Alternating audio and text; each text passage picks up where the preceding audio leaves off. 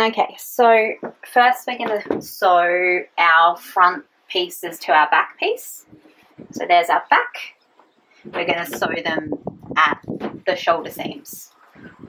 And you leave the side seams open for a minute because that's where our sleeves are going to go in flat.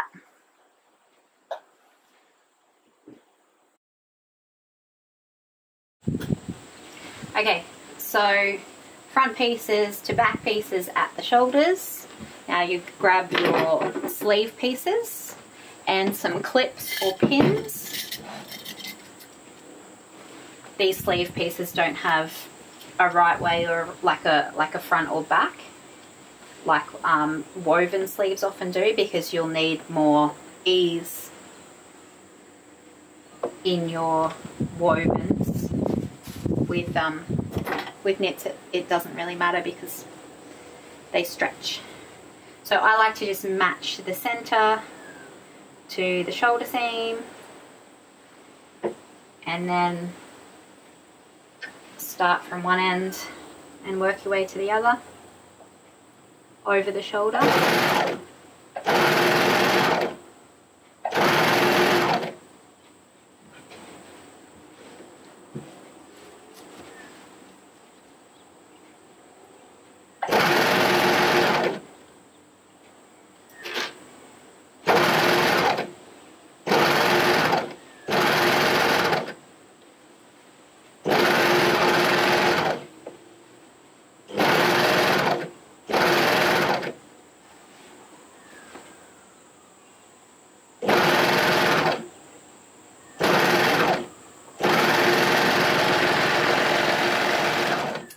Find because you're adding a curve to a curve, it's easier just to sort of go slowly and go in little bits at a time and make sure the overlocker doesn't want to eat everything that comes underneath.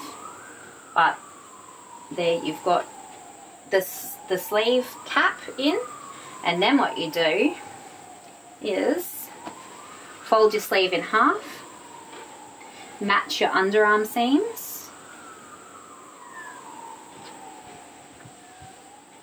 I like to clip at the underarm seam, a pin clip at the underarm seam so it lines up. Start at the wrist basically, and you're going to sew all the way under the arm seam down through the side seam in one hit.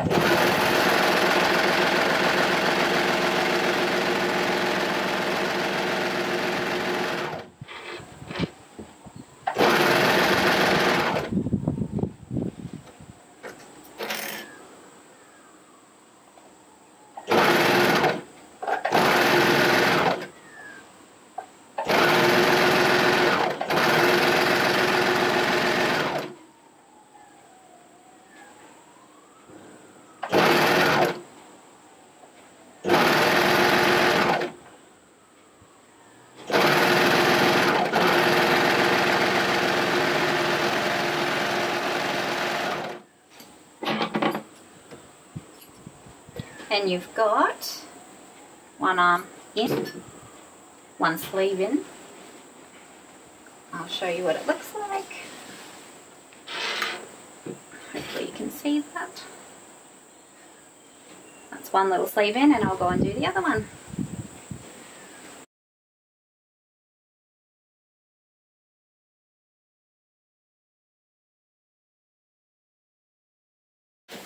So that's two sleeves in. What I'm going to do now, while I'm here, is finish the sleeves with their cuffs. I'm just going to try it on first and check where the sleeve cuff ends are sitting, so I know how much cuff I need on the end. Now that's just short on my wrist there. That's a neckband. Here's the cuffs. So once I fold those over and they go on the end, that's going to be pretty close to right for me. So these are my little sleeve bands or sleeve cuffs. So all you want to do if you're doing it this way is fold them right sides together around, so you've got a hole to put your hand through, your wrist through.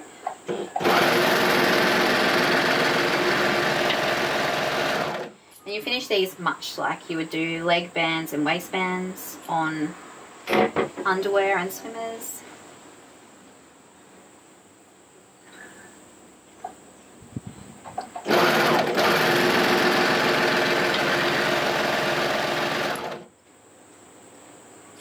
So I attach them at the ends, then they get folded in half long ways. Can be a bit fiddly because you're dealing with smaller pieces of fabric and they don't want to line up sometimes.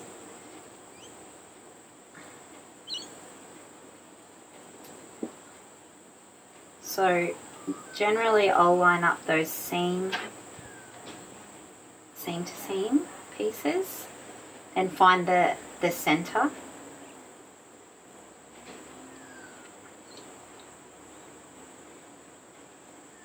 And I'll put a notch in that center.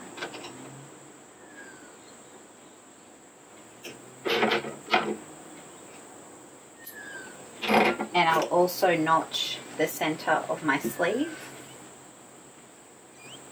Well, the front center, if you know what I mean, the opposite to the under the seam under the arm and wrist. And then make sure you sew these on the right way.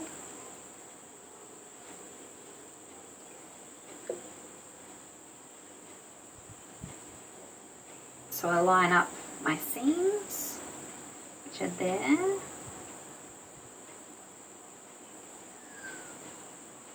And then turn it around and line up your notches. I've made the cuffs slightly smaller than the sleeves so that they pull in a little bit at the wrist so they aren't floating around in the water.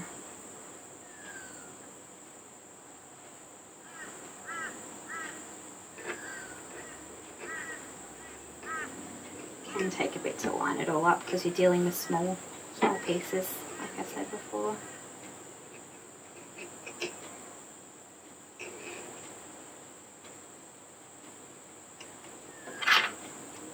Now this can be hard to manage on the overlocker, so just do it as best you can, or you can take it over to the regular machine if you find that easier. I just I find it's not too bad if you just do small bits at a time and adjust as you go. I like to start where that underseam is. So in there.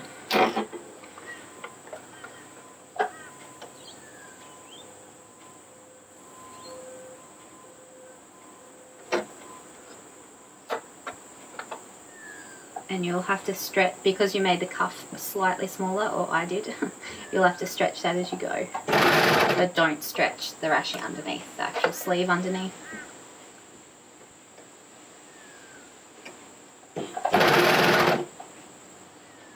You can pin it in quarters if you like. I just find because it's such a small opening to sew, half is okay for me. But quarters might make it more manageable if you haven't done it before. Just make sure you're not getting fabric caught under the overlocker foot and chewing it up under there, because it's really easily done with small things like this. And you're dealing with 3 layers. You could always baste it on first too, if you'd like.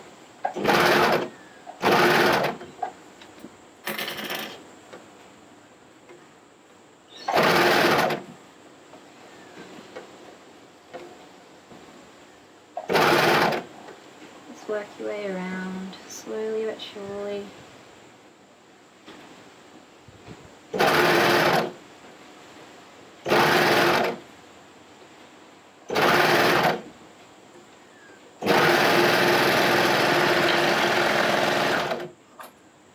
You can zigzag over those tails there just to make sure they're not going to unravel. But there we have some little sleeve cuffs.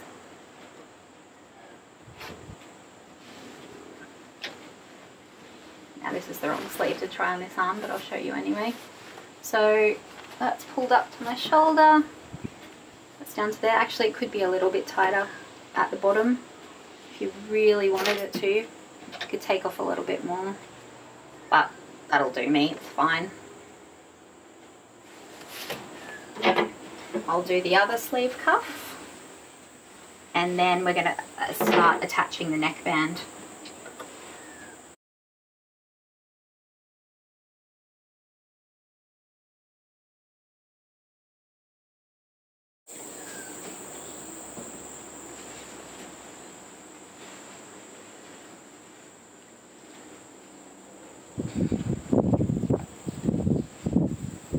So there we have 2 little sleeve bands, and it's a nice way to finish them if you think zigzag looks a bit homemade, because the bands are really neat finish.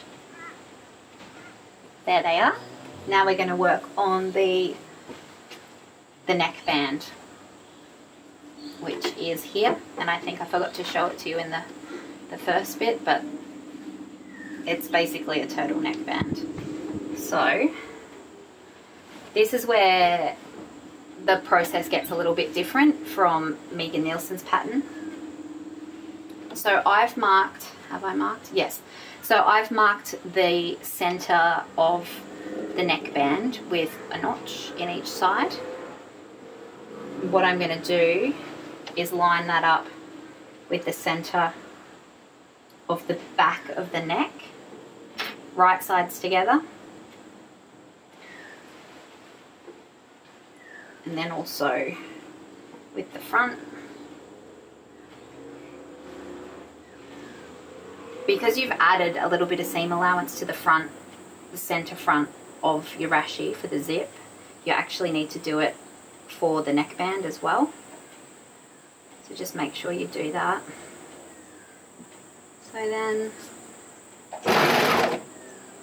So the neckband's just going on flat. We're not folding it over till later.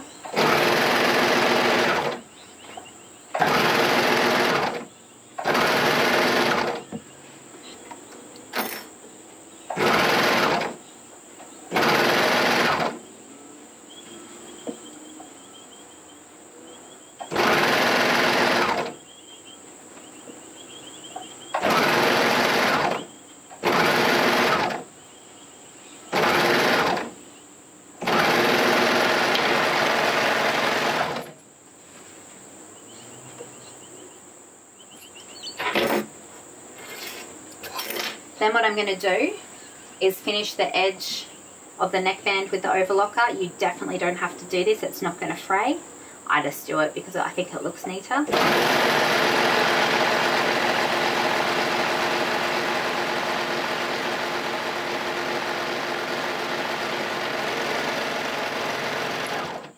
And then I'm going to do the same for the center fronts of the Rashie. What I like to do is do this from the bottom of the front of the Rashie, so that you're pulling that seam allowance of the neckband sitting, so it sits up, facing up, so that when this bit comes down later to form our neckband, that seam allowance is already sitting in the right position. I hope that makes sense.